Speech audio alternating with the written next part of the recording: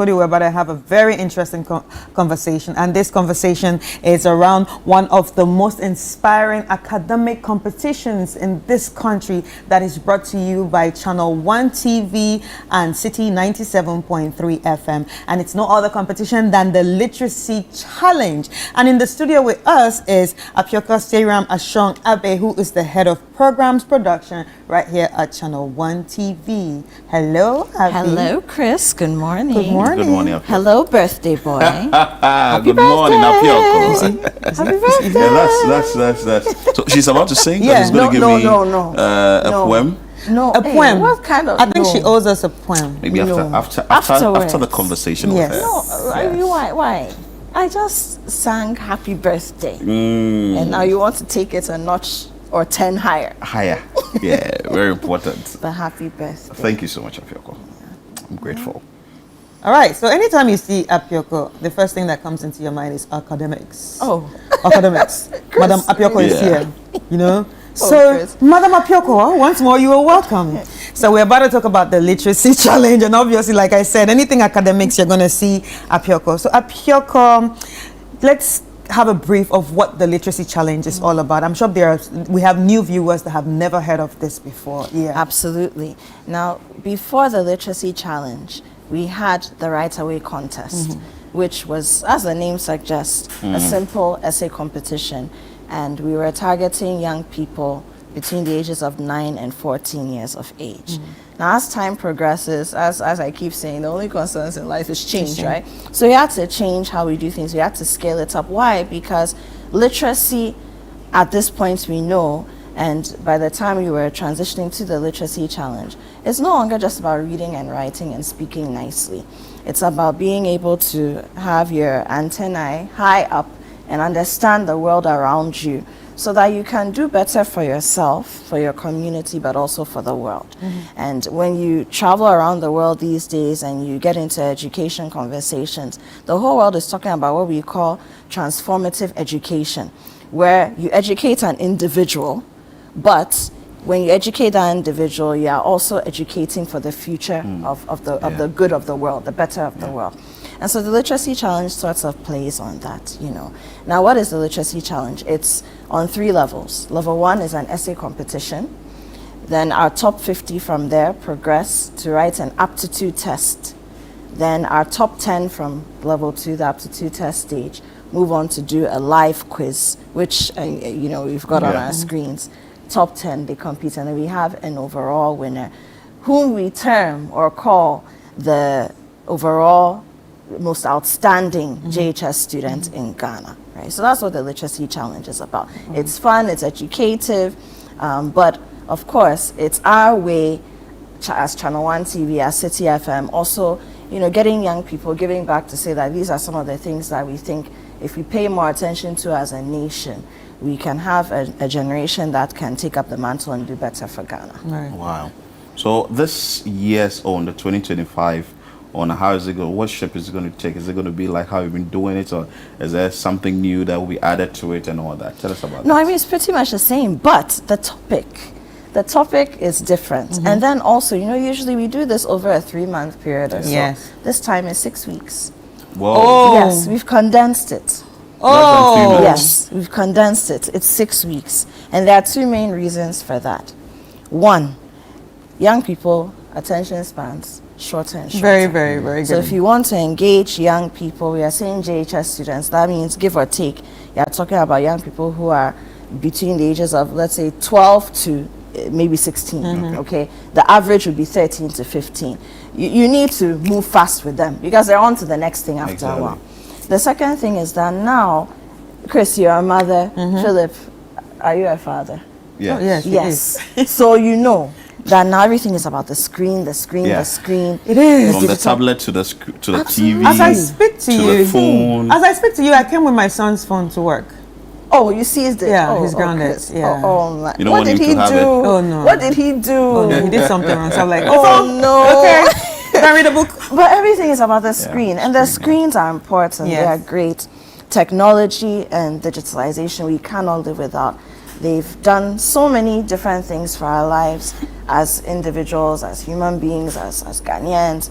They've let us see the world in a different way. Yes. But if we don't manage the skills that we still need, the other skills apart from the Exactly. digital skills, and make sure that our young people have them, we'll be in trouble in the next 10 years. So we're saying that while they are on their long vacation, because most schools within that bracket, the JHS and the equivalent, space, they'll be on holiday.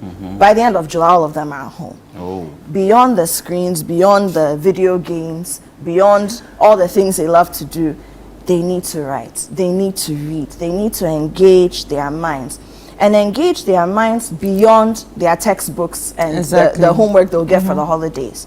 To be able to stimulate a young mind to do great innovative things, to be change makers, to be leaders, the kinds of leaders that we crave for, you have to stimulate them beyond what they are learning in the classroom. And that's why we're doing it this way. Okay, so they're on their long vacation, it's shorter, more condensed, they can get into it and then they move on with it. So we start with the essay competition, and I'm going to share the topic with you. Please do. It's very interesting. At least I think so. I hope I'm not. I'm not excited about my own Your thing. own topic. But this is it. In not less than 600 words, discuss the effects of climate change on agriculture in Ghana. Okay. What challenges do these effects present for individuals, families, communities, and the country as a whole? I'll take it again. In not less than 600 words. That means 600 words or more, Yeah. right? Discuss the effects of climate change on agriculture in Ghana. Right. What challenges do these effects present for individuals, families, communities, and the country Right. as a whole?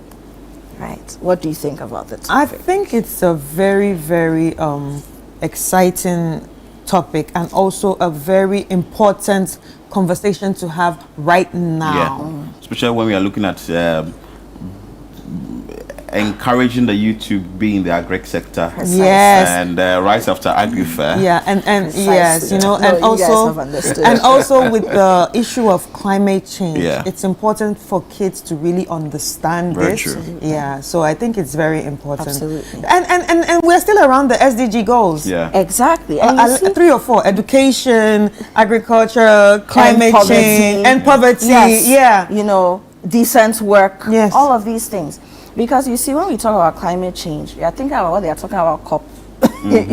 A COP 28, yes. COP 29. I said- it goes I over said our we keep heads. talking about this cup, but our people, Yes, because we haven't broken it down in our own language, on our own terms, as Ghanaians, to say that, okay, because of climate change, maize is not growing in this area at this particular time, and so your kinke is like this when it used to be this big. They are still paying 7 cities for Yeah. one.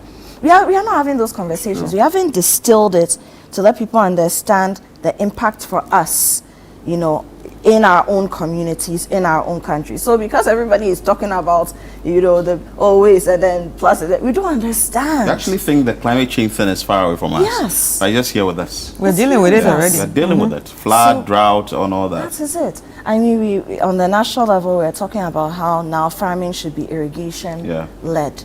And these are not things that are new, but again, our young people getting involved in the conversation.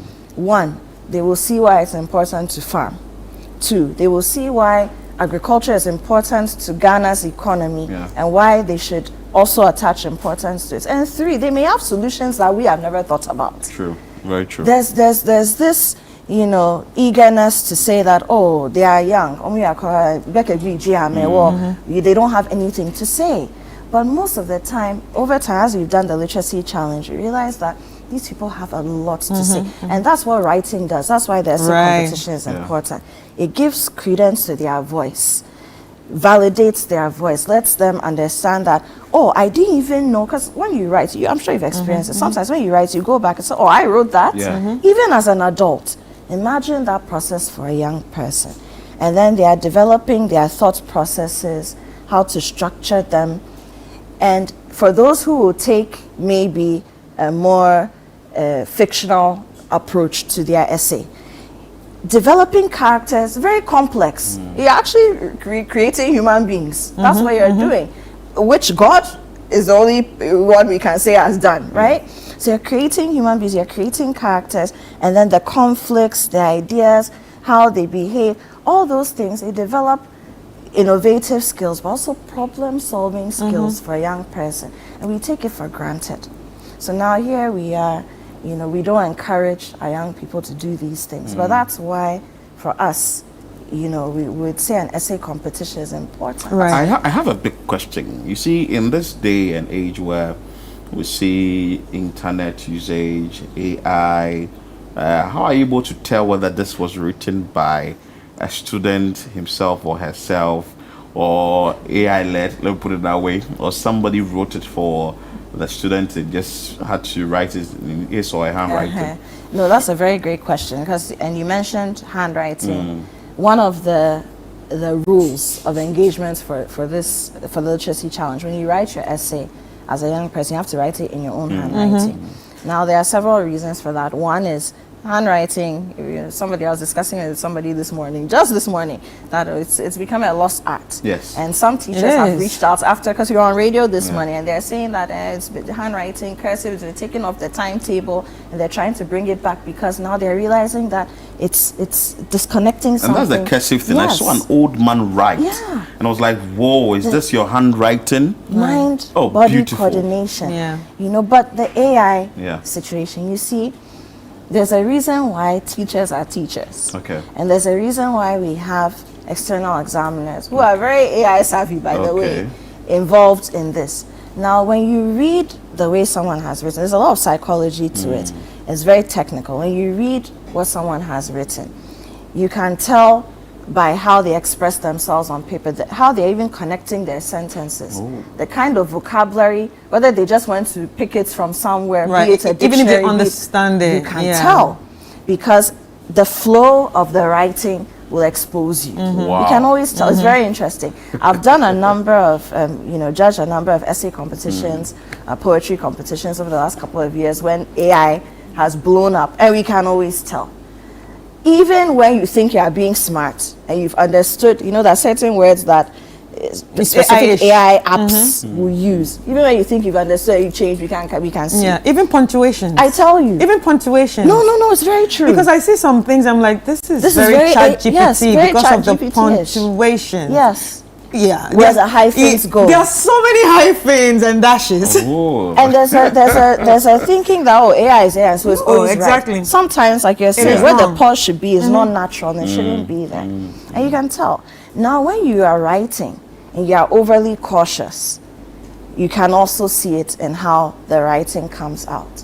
Even if you are copying from your jotter or your rough work, that's what we used to call it in school, your rough work. Yes, book. my mom says rough You work. know? Yes. Where's your rough work? That's your rough work. You are copying from there onto a paper, or maybe you typed it and you are copying. The passion that will be exposed in the way you write It's different. It's different. I tell from you, I'm just copying this thing, one word, one letter. It's very different. And our external examiners can see it. Wow. Last year, there were a number of essays I that told we you, when had to you reject. see Apioko, you see Academics. you ain't got no problem when it comes to that, because we got So that's how come you're able to do the selection? Yes. Last year, there were actually, so our external examiners actually flagged a number of essays and said no, they were AI generated. Whoa. Yes. And so even though they were in the person's own handwriting, Then don't try it. no, don't. Please don't try it. because They'll there are catch also you. tools Because for that that. will They'll catch catch They'll you. Exactly. And then you see the second thing is that's also why the aptitude test is there. Yeah. So from the essay, let's say all fails, and you were such a great thief, you know, and you make it to the aptitude test. It will expose you. you. Because it's not a true and poor kind of thing. It's very application of knowledge, you know, kind of level. And there's a correlation between that and the essay topic that has been given and how it's expected And to the roll aptitude out. test too, some of the questions you do ask and how the children are able to answer them. Exactly. Interesting. So it's very interesting. The brain, the mind is a powerful thing, and we are not doing enough to build its capacity in young Ghanaians. I actually like the fact that we are doing this, but I'm sure another person will be wondering, why is it a media house that always carries this on their head? You understand? Why are we carrying it on our shoulder? It's a very good question, and I'll tell you what, you know, it's not even just with the literacy challenge, but most of the things that we do, we've done agri-fair. This is Ghana, will come up to the Back to Your Village Food Festival, you know, and then we have other things, the campaigns. We just came out of the City Business Festival with our business forum and all that. And people say, why do you do it? Because the world has moved beyond the point where we just need people to come and report news stories. Okay. There has to be impact media. Media is so powerful. When the two of you go out, I'm sure people sometimes just want to hold your trouser or your skirt. Yeah, that's how we have become like demigods. Yeah. You don't even need to be on air. When somebody knows that you're affiliated to ChannelOne or Citi, they want to be in your presence. Right. That's how powerful the media is. And then what you watch, you hear, we know that everything, they're always blaming things on the media. The media didn't tell us, the media didn't do that. Sure. So now the world needs impact media.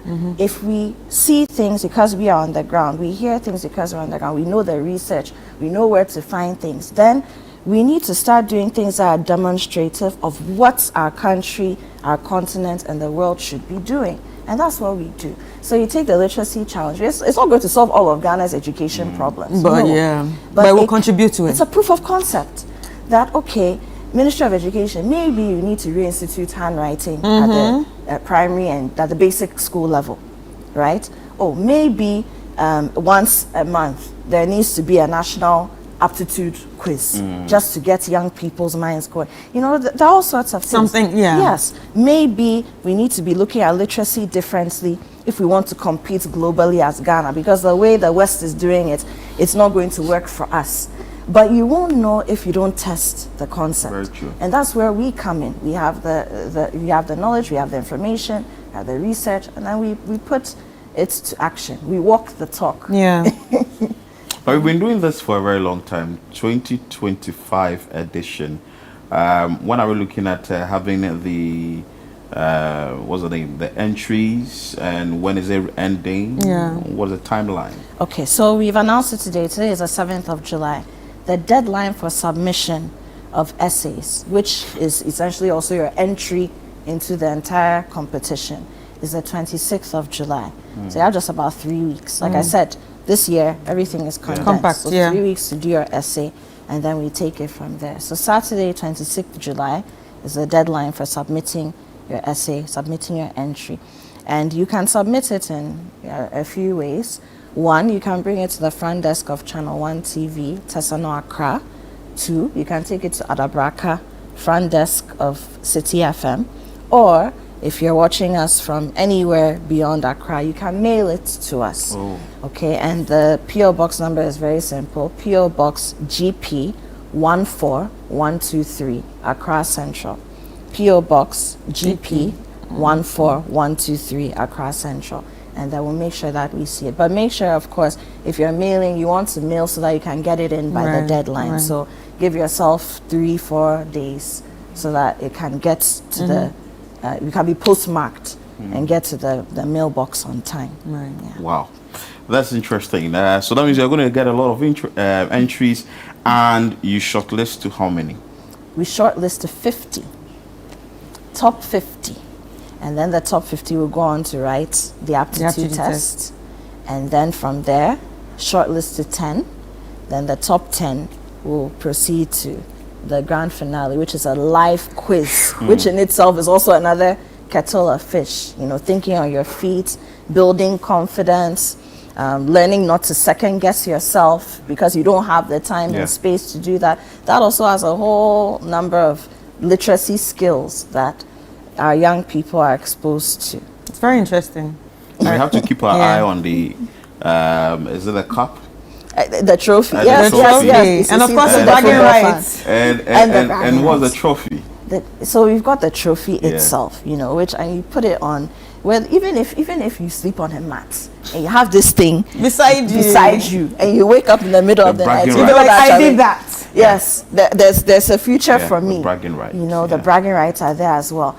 And then, of course, 10,000 Ghana cedis. Whoa. This day and age, 10,000 can This do a day lot. and age, 10,000 Ghana Don't you want to cedis. join the competition at this moment? And it's even though we are saying that parents should help their teachers encourage their students, right? It's for the winners, for the students. 10,000 Ghana cedis. We've had people invest it in in investment Back- yeah. accounts. Some of them put it back into their education. We've had our winners over time come and tell us what they do with the money. There are also some who just said, you know what, I worked for it and I want to buy something nice for myself. And that's okay. Yeah. For me, I like the fact okay. that there is this bragging rights and also help the child to really think beyond other students in his or her class, because you are in this contest and you are challenging yourself. Right. So by the time you are done with that 6 weeks period, something that you have that is more than what your colleagues have in school. And I've seen others that even the day of giving the trophy, or when they are going back to school after the literacy challenge, the kind of applause they get, you walk around the school. Yes, excited. yeah. So talking about that, I like the fact that it actually also it trickles down to inspire the rest Others, of yeah. the students. Like, if this person can do it, that means I can do it. So Exactly. it also gives them some kind of encouragement, and pump them up for the next one. Yes, and also encouraging the people around them to chase their own dreams. Maybe it's something we've had young people say, since I was in class 5, I've wanted to do the literacy challenge, and now I'm in the top 10. So also encouraging the people around them, their juniors, their siblings, and their classmates even, to say that, I really wanted to do this, I prepared for it, and I did it. That's a very powerful thing, and it's a powerful thing to learn from your peer, beyond your parents and your role models and your mentors, your teachers, your peer. That my age mates, my school prefect, my senior did this, my big sister did this. That's a very powerful image for a young person to have. Are we going to final words? Yes, I want to thank our sponsors. And we have 2. I know more will come because it always happens. Belmu. Okay. Have you tasted Belmu? I've heard of I should it. have brought some. Yes, you should have. It's a milk drink from the Bell family. And it's really nice. Belmu. Belmu, like cow literally moo. moo. Yes, it's really cute, isn't I hear it? the adverts a lot on the Citi breakfast news. Belmu, very, very great drink. I mean, I've been drinking my kids' Oh, Belmu. really? You're confessing? This is a big confession. They'll kill me for it. And then GB Investment. Okay. GB Investment is also in On there. board. These are 2 companies that have pledged their support for us. They are going with us for the long haul to make it possible, including the 10,000 cities. All the things we need to do to make it happen, but including the prize at the end, making that possible. But also just showing up to support the dreams of young Ghanaians. And when corporate Ghana does that, it's always heartwarming. Beautiful. Right.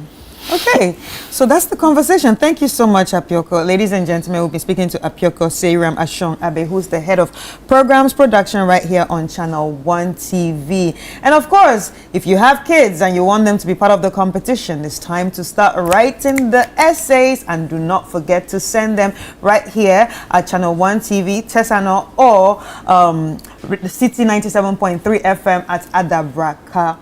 You can also send it via mail, right? And then we will get to receive it, and definitely you will be in the competition.